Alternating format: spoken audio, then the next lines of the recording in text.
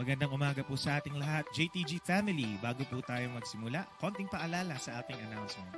Una na po dyan, magkita-kita po tayo tuwing midweek service. Yan po ay ginaganap tuwing Wednesday, alas 7 ng gabi. Magsama-sama rin po tayo every month. Tayo may Fuel Night Friday po natin yung ginaganap, 7 p.m. dito po sa ating JTG GMA Hall. Also, we would like to encourage everyone at full capacity na po tayo sa ating Sunday worship service. Meron po tayong 8 a.m. at 10 a.m. That's on-site. At nagsusupport tayo online 10 a.m. to 11:30 a.m. at jtg.gma.ph. And finally, we encourage everyone, sumali na kayo sa ating mga small groups. May 3 pamamaraan kung paano po tayo sasali. Meron po tayong Bible study group, discipleship group, at connect group. According to your age, we have youth, young adults, and men's and women's connect group. Simulan na po natin ang ating morning devotion. Muli, magandang umaga po sa lahat.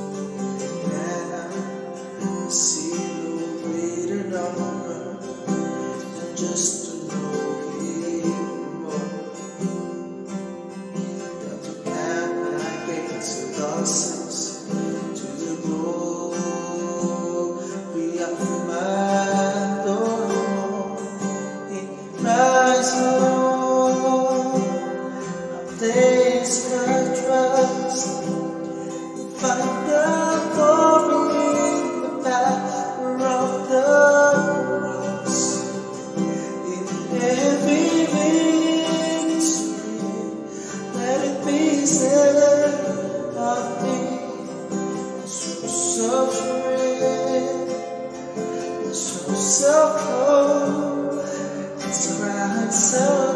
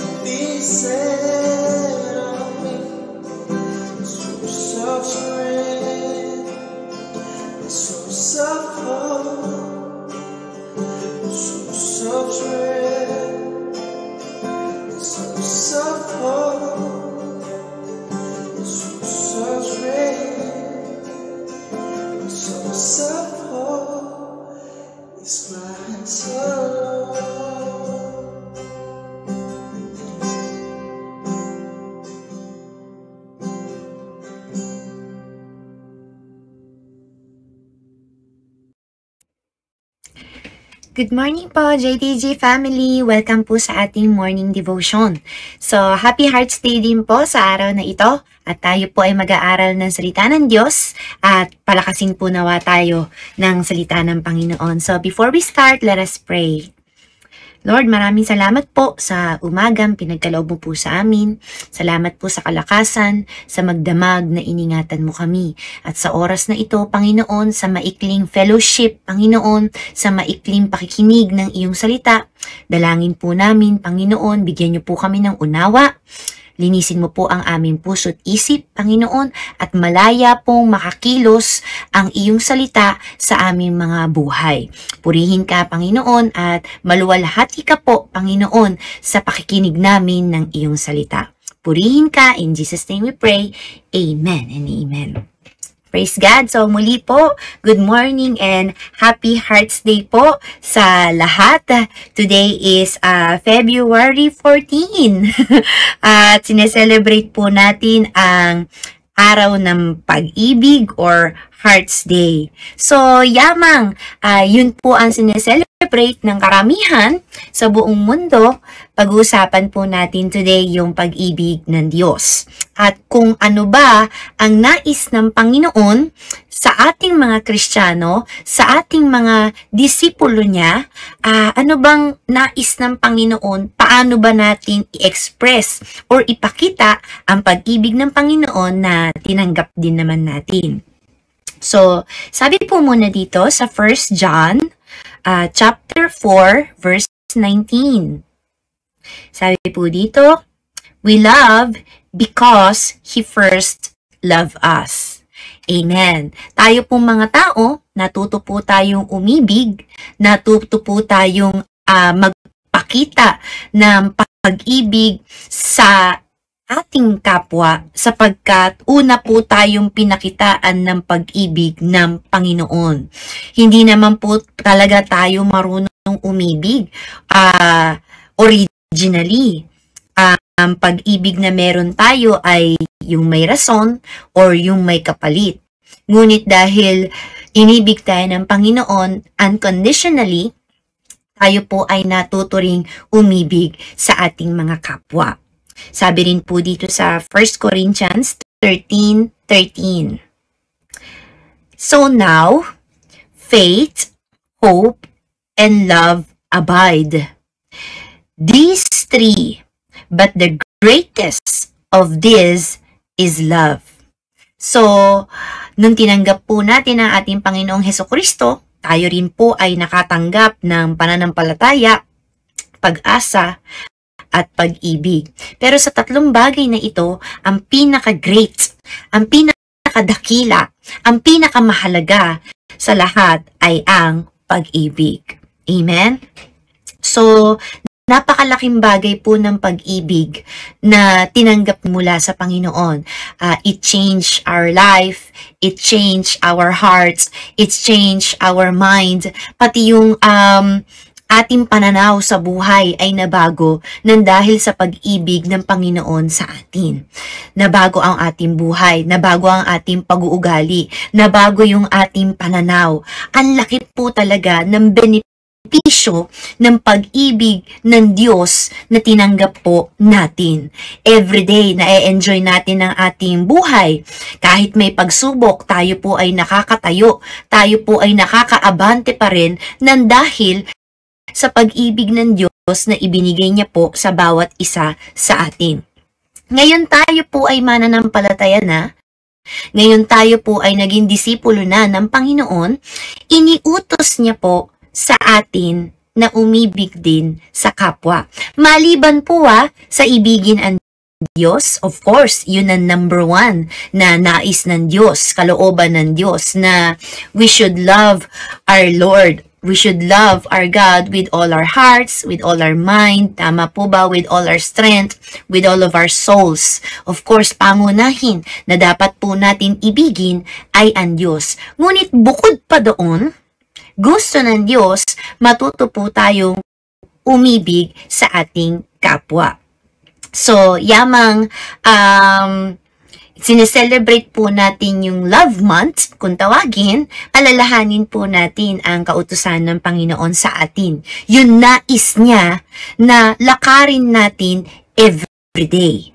So, loving your neighbor or loving others is a command. Utos po yan ng Diyos. Sabi po sa 1 John 4:20-21, if anyone says, I love God, and hates his brother, he is a liar. For he who does not love his brother, whom he has seen, cannot love God, whom he has not seen. Verse 21, and this commandment we have from him, whoever loves God must also love his brother. So, ang pag-ibig po sa kapwa, ang pag-ibig sa ibang tao ay iniutos ng Biblia. At ang sabi pa ng Bible, kung sino man daw po ang nagsasabing mahal niya ang Diyos, ngunit namumuhi sa kapwa niya ay isang sinungaling. So, ang isang Kristiyano na nagmamahal sa kapwa, nagmamahal sa ibang tao, yun ang tunay na ebidensya na siya nga po ay nakakilalang tunay sa ating Panginoong Hesukristo. May ebidensya po ang tunay na pagkakilala sa Diyos. May ebidensya po yung tunay na pagkakaroon ng relasyon sa ating Panginoon. Hindi ebidensya yung magaling umawit, hindi ebidensya yung magaling sumayaw, hindi ebidensya yung magaling magsalita. Ang sabi po sa 1 John 4:20-21, kung sino man ang marunong umibig sa kapwa, sila nga yung tunay na nakakilala sa Diyos. So mahalaga po mga kapatid na bagamat bilang mga tinawag, pinagkatiwalaan ng mga ministeryo, galingan natin doon, higit sa lahat, galingan po natin umibig sa ating kapwa. Sabi po sa Galatians 5:15, for the whole law is fulfilled in one word. You shall love your neighbor as yourself. So, mahalaga po talaga na ang bawat Kristiyano naglilingkod sa Diyos, mananampalataya ng Panginoon, is lakaran natin everyday yung pag-ibig sa kapwa tulad ng pag-ibig natin sa ating mga sarili. So, pag sinabi mong pag-ibig sa kapwa, marami pong paraan, marami pong ways to express, to show our love to our neighbor. Napakarami talaga. Nandyan yung pagtulong, nandyan yung pananalangin, nandyan yung pagsasabi ng advice, tama po ba? Nandyan yung sinasamahan mo sila or nakikisimpatsya ka sa kanilang pinagdadaanan na pagsubok. Napakarami pong paraan para ipakita natin, i-express natin, ipadama natin ang ating pag-ibig sa kapwa. Parang ngayon, Hearts Day, tama po ba? Bibilhan mo ng regalo o bibilhan mo ng bulaklak, ililibre mo, tama po ba? Pag birthday, tama po ba? Ibabakasyon mo yung isang taong mahal mo. So, napakadami po talagang paraan para ipakita at i-express ang pag-ibig natin sa ating kapwa o sa isang tao. Pero today, sa ating morning devotion, magbibigay po ko ng isang mahalagang pagpapakita ng pag-ibig natin sa ating kapwa. Isang paraan, isang expression, isang bagay para mapakita natin sa ating kapwa at sa ating Diyos na talaga naman mahal natin ang ating kapwa. Okay? Sabi po sa Ephesians chapter 4, 31 to 32. Let all bitterness and wrath and anger and clamor and slander be put away from you. Along with all malice, be kind to one another, tender-hearted, forgiving one another, as God in Christ forgave you. Isa po sa paraan na maipapakita, maipapadama, mai-express natin ang pag-ibig natin sa ating kapwa ay ang pagpapatawad. Madaling magbumili ng regalo kahit galit ka pa. Madaling manlibre kahit galit ka pa. Madaling mag-comment sa Facebook, mag-like sa Facebook, mag-heart sa Facebook habang galit ka pa. Madaling samahan siya sa mall kahit galit ka pa. Pero ang isa sa paraan ng pagpapakita natin ng pag-ibig sa ating kapwa, pagpapakita din natin ng pag-ibig sa ating kasama kay Lord, yung paraan ng pagpapatawad. Madali kasing sabihin sa bibig na pinatawad ko na itong tao na to. Tapos sasamahan mo, ililibre mo, tama po ba? Pero si Lord nakikita ang ating puso. Nababasa ang nilalaman ng ating isip. Isa sa paraan ng pag-ibig sa kapwa ay yung patatawarin natin sila sa anumang offense, sa anumang kamalian, sa anumang kasalanan na nagawa po nila sa atin. Sabi po dito sa Matthew 6:14, for if you forgive other people when they sin against you, your heavenly Father will also forgive you. Kung ano po yung ating tinanim, ating pong inaani, sabi ng Biblia. Kaya naman mga kapatid, sa tuwing tayo po ay magpapatawad ng ating kapwa, pinapatawad din po tayo ng ating Diyos na nasa langit. Sabi po sa Colossians 3:13, bear with each other and forgive one another if any of you has a grievance against someone, forgive as the Lord forgave you. Lahat naman po siguro tayo ay nakaranas ng masaktan, nakaranas i-persecute, nakaranas na traidorin, nakaranas na mabuli. Iba-iba po tayo ng karanasan. Napakadami po ng situation na maaari po tayong masaktan or ma-offend. And sometimes, it is so hard to forgive when the person who hurt you don't feel sorry about what they did or say.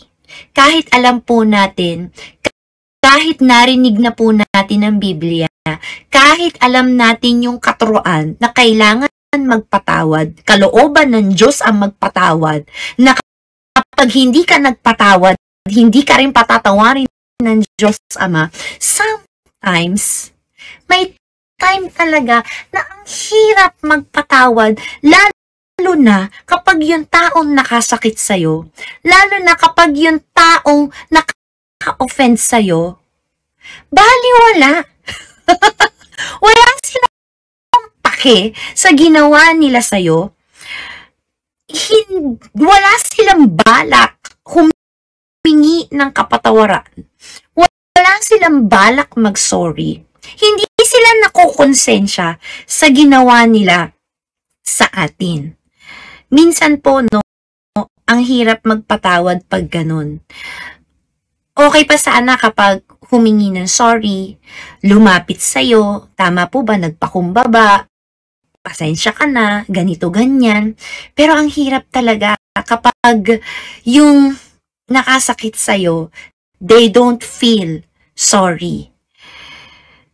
Kapag ganon, sabi natin, isa sa mga paraan ng pagpapakita, pag-i-express ng pag-ibig sa kapwa ay yung magpatawad ka. We need to remember that we did the same thing to our Lord. Tama po ba? Ang sabi ng Bible, si Jesucristo ay nabayubay sa krus. Siya po ay namatay sa krus upang bayaran ng ating kasalanan kahit sa oras na hindi pa natin siya kilala. Hindi pa natin siya tinatanggap. Hindi pa tayo naniniwala sa Kanya. God already decided na siya po ay mapako sa krus upang bayaran ang ating mga kasalanan.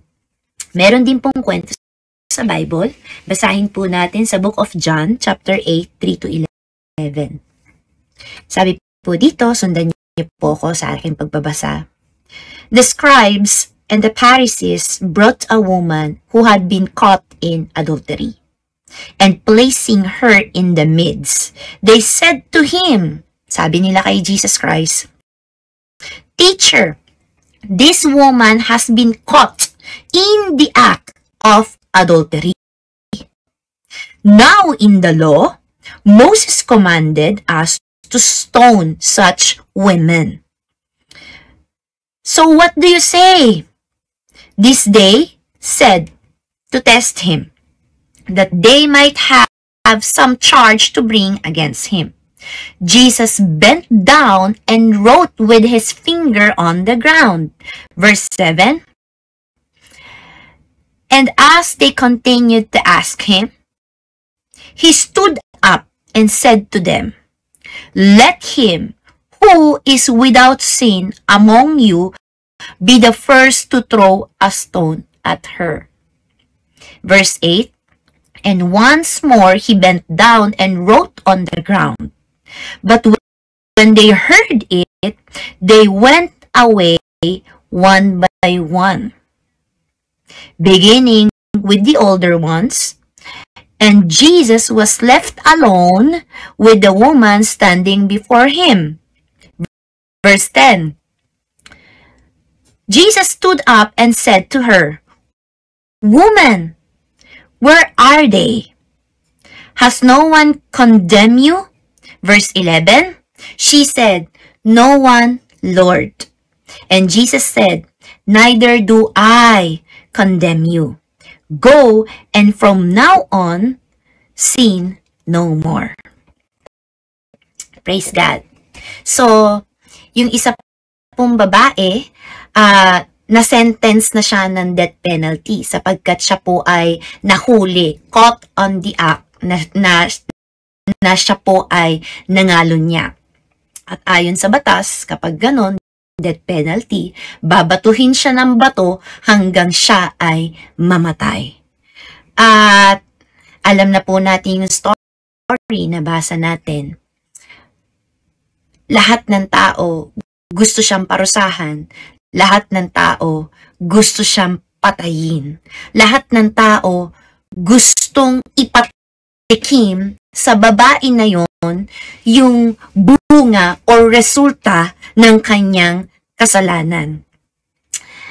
Jesus is the only one who is qualified to throw a stone. But he didn't do it. Si Jesus Christ na hindi nagkasala, si Jesus Christ na banal, si Jesus Christ na naka-perpekto ng kautusan ng Panginoon, si Jesus Christ na malinis, walang bahid dungis. He is the only one who is qualified to throw a stone. Siya lang ang may karapatan na bumato ng bato sa babae na iyon. Ngunit siya ang hindi nagtangka. Siya ang hindi niya ginusto. Kahit siya lang ang may karapatan na gawin iyon. Hindi niya naisip, hindi niya ginusto, hindi niya tinangka na gawin iyon sa babae na yon. Bagkos siya ay nag-release ng kapatawaran.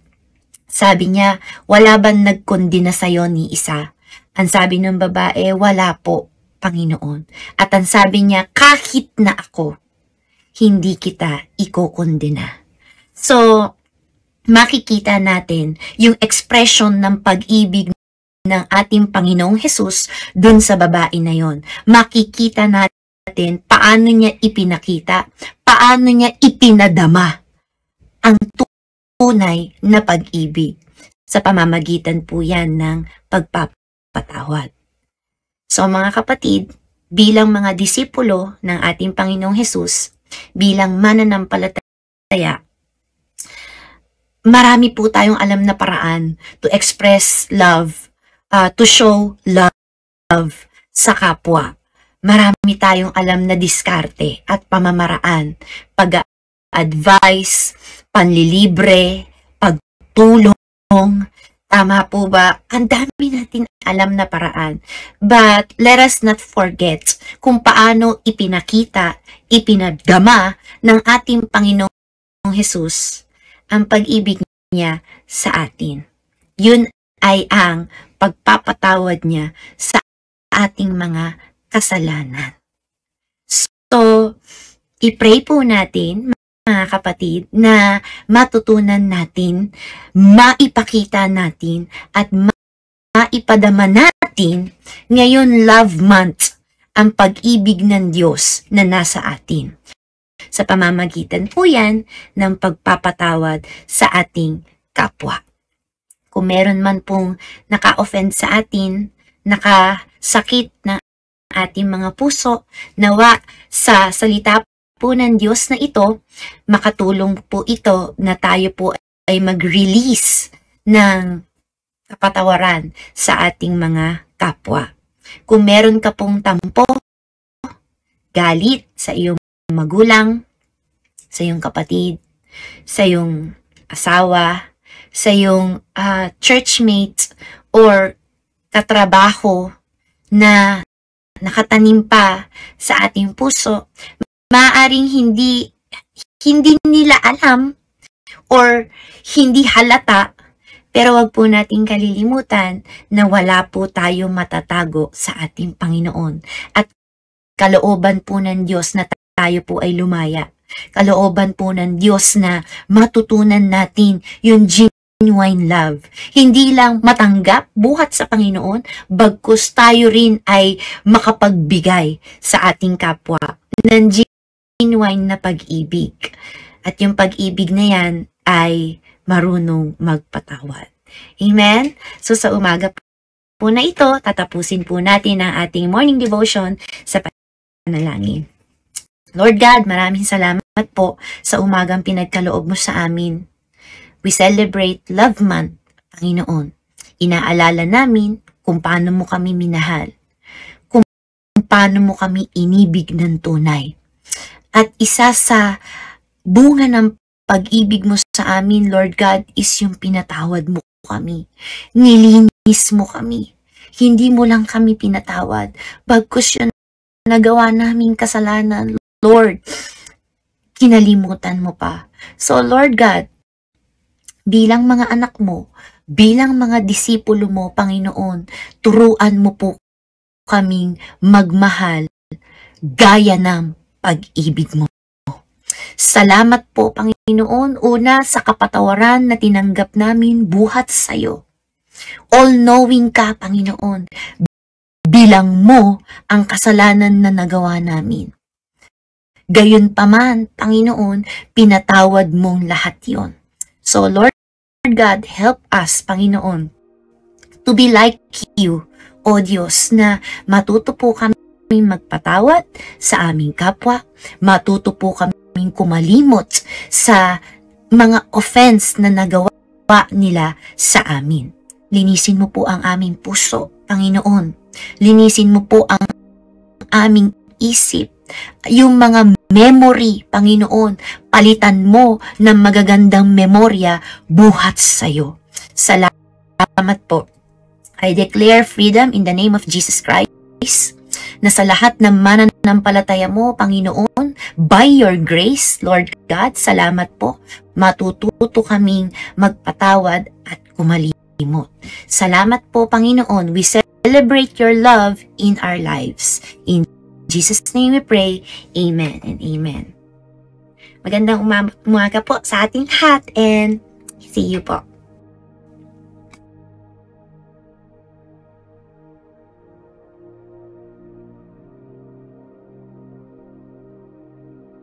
Lord, tayo po manalangin. Hallelujah, Lord God. Purihin ka, Panginoon. Sambahin ka, purihin ka, Panginoon. Dakilain ka, Panginoon. Hallelujah. Wala ka pong katulad, Panginoon. Ama, maraming salamat po, Panginoon, sa umagang ito, Panginoon, na muli, Panginoon, ay pinagtipon mo kami through online, Lord God, na manalangin, Panginoon, O God, aral, Panginoon, ang iyong salita, Panginoon, Lord. At ako, Panginoon, na kami, Panginoon, makapag-aral, Panginoon, ang iyong salita. Dalangin ko po, Panginoon, patuloy po, Panginoon, na ikaw po, Panginoon, O God, ang maglagay sa puso namin ng kauhawan, Panginoon, sa iyong mga salita, Panginoon. Lagi po namin nasain, Panginoon, matuto, Panginoon, sa iyong mga salita, Panginoon. At ito, Panginoon, ay amin pong maisabuhay, Panginoon. God, Lord, dalangin po namin, Panginoon, na patuloy mo pong samahan, Panginoon, ang iyong anak, Panginoon, na naghayag ng iyong salita. Dalangin ko po, Panginoon, na patuloy ka kumilos sa kanyang buhay, makapag-aral pa, makapaghayag pa, Panginoon, ng iyong salita sa ibang mga tao, Panginoon, na nangangailangan po, Panginoon, ang iyong salita. Salamat po, Panginoon, na patuloy niyo pang siyang ginagamit, Panginoon, sa iyong ubasan, Panginoon. Lord, dalangin ko rin po, Panginoon, patuloy mo po, Panginoon, na proteksyonan, Panginoon, ng iyong mga anak, Lord God. Hayaan mo, Panginoon, na patuloy po kaming manangan, Panginoon, sa iyo. Umasa, Panginoon, sa iyo. Proteksyon, Panginoon, God. Magnasa kami na lagi ka namin, Panginoon, kasama. Panginoon, dahil kung iyon po ang aming nararanasan, Panginoon, na lagi po kami sa presensya mo, Panginoon, God. Lahat ng bagay, Panginoon, God, ay kaya po namin gawin through you, Panginoon. Dahil ikaw, Panginoon, ay nagbibigay sa amin, Panginoon, ng kalakasan. Hindi lamang physical, Panginoon, maging sa spiritual. Salamat po, Ama, sa iyong ginagawa, Panginoon, sa amin pong mga buhay, Panginoon. Pagpalain mo po, Panginoon, ang araw na ito. Panginoon, ang buong maghapon ito, Panginoon, na patuloy, Panginoon, na kami, Panginoon, ay ingatan mo, Panginoon. Salamat, Panginoon, sa kabutihan mo po sa aming mga buhay. Ikaw po ang maitaas. Ikaw po, Panginoon, ang maparangalan. Ikaw po, Panginoon, ang mapapurihan, Panginoon, sa aking ito. Purihin at sambahin ka po, Diyos. Sa iyo po ang lahat ng papuri, pasasalamat, Panginoon. Sa pangalan ni Jesus. Amen.